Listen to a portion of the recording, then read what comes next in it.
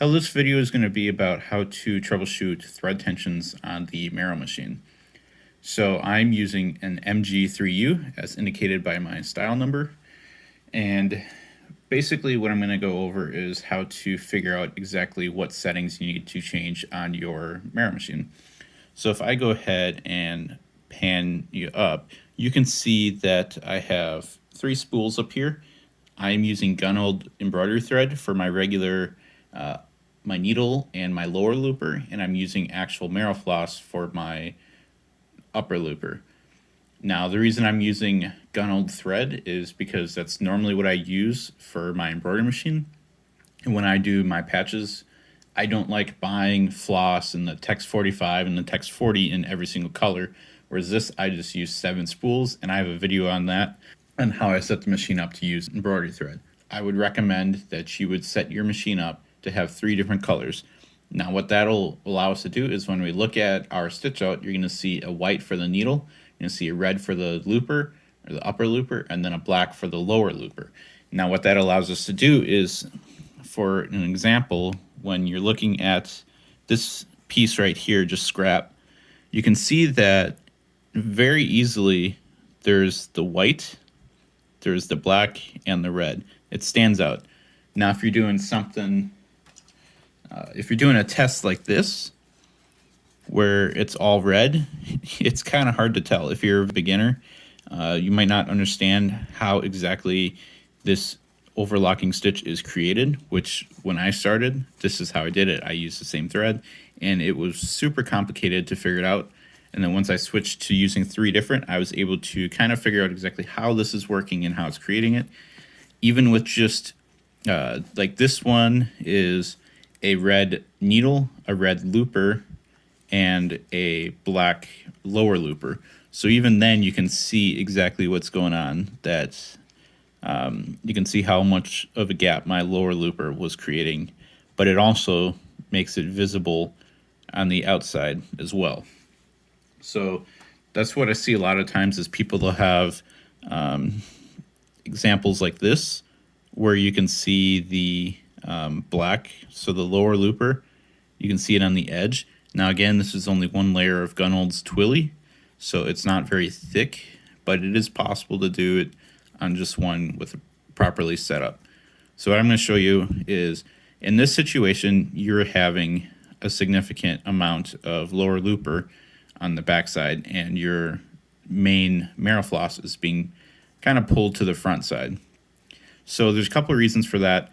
The first one would be that the upper looper, so my red in this case, the tension could be too tight.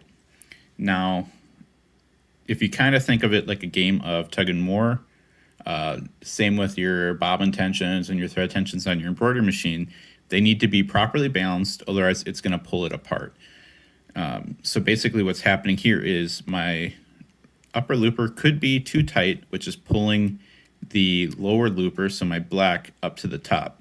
Another thing could be is that my lower looper is just super loose, and it just has no strength to pull the upper looper to the back.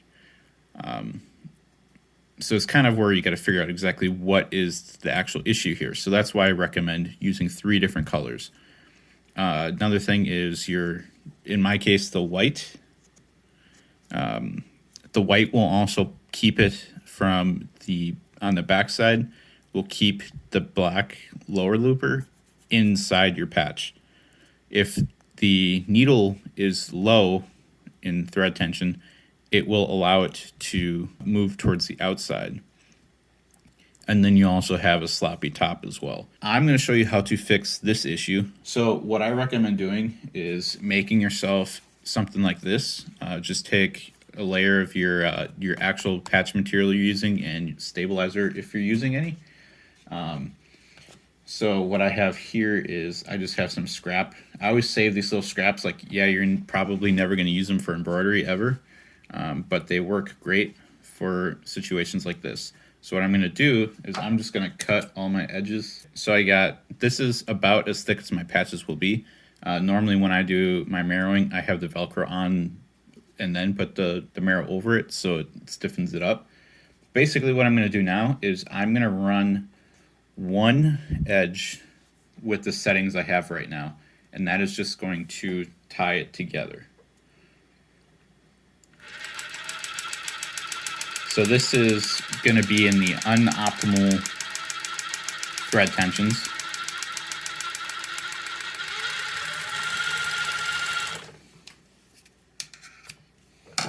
So there you go. You can see this is what I'm starting with. So it's the same exact one that I showed you on this little sliver that I have. And now what we can do with this is you can just go to the other side and you can start adjusting your settings. And then you just cut that end off. And then you can cut the other end off. And basically you see the changes. So I'm going to just trim this a little bit. Okay, so the main things about your Merrow machine is, so you're going to have a tight needle, a very loose upper looper, and a very tight lower looper. So in my case, my lower looper is super loose, and then my upper looper has a little bit more tension.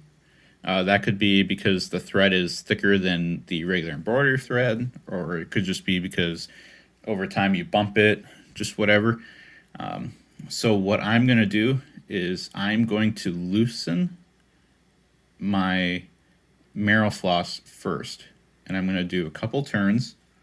Nice thing with this method is that you can overdo it. And if you screw it up, you just back it up. So again, I'm on my other side.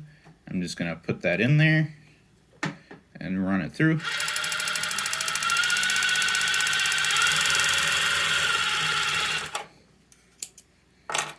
Okay, so it didn't really change much, so I know that that's not my issue. So what I'm going to do is I'm going to move on to my next tensioner. So what I'm going to do is I'm going to leave this side on, but now I'm going to cut the other side off, which was my first one. So now I know that the next one I do, I'm going to compare it to my previous one and see if it improved or if it got worse. If it got worse, then you just undo what you did. And then again, if you want, you can cut these edges off so that way when you're done with that, with the next side, and if you set this down, you know that this was your previous one no matter what, because you'll have your tails on your new end. So what I'm going to do now is I'm going to tighten my lower looper quite a bit. I know it's got to be very tight. So now I'm going to go ahead and try it now.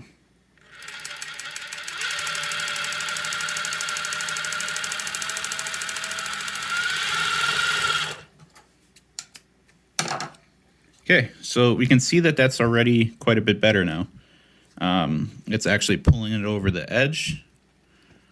Whereas you can see here, it's pretty much just all lower looper there. And now we're starting to get it curling over the end. So we got to still bring it in more. What I'm going to do now is I'm going to take a look at my thread and I want to see if this is still tight. Yep, this is still pretty tight. So I'm probably going to back my upper looper off a bit. And then I'm going to come back to my piece here. And because this one has the tails, that means that was the one I just did. So I'm going to cut the one without the tails. And then I'll cut my tails off. And then I'll do it again. And it's just rinse and repeat.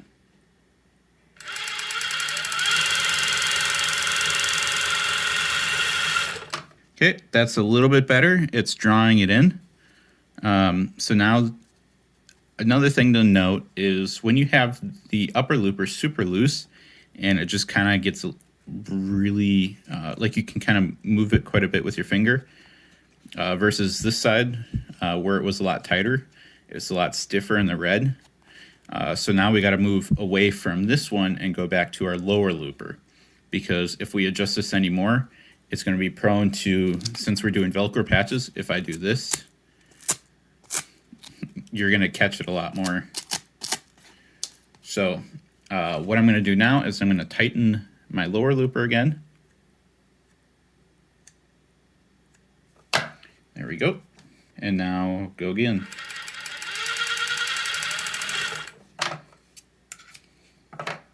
Okay, it's a little bit better. I would actually say that is pretty close to what I would be comfortable with. I think I can maybe move it a little bit more. Probably make an adjustment. Do one more.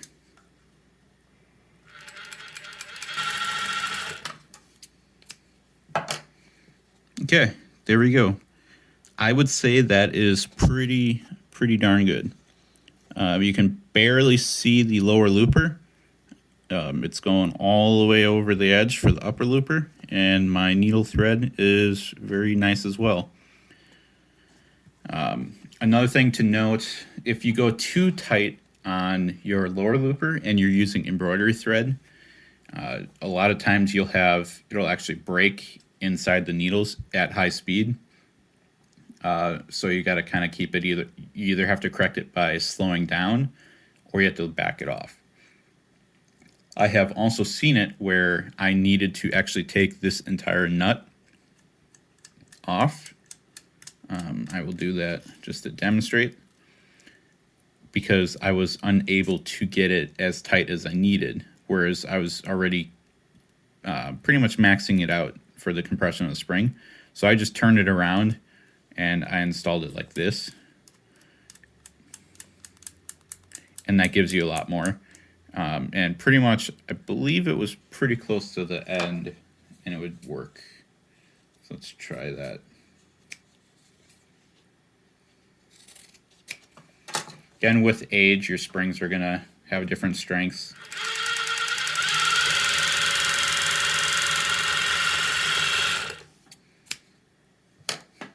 Yeah, so pretty much flush is where it needs to be if you want to cheat using it that method. And I can demonstrate the speed.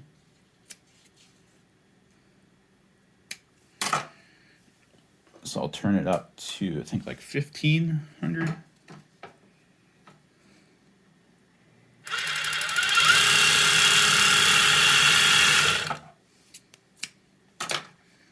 So no matter what speed, it's still the same amount of quality. It's good to go.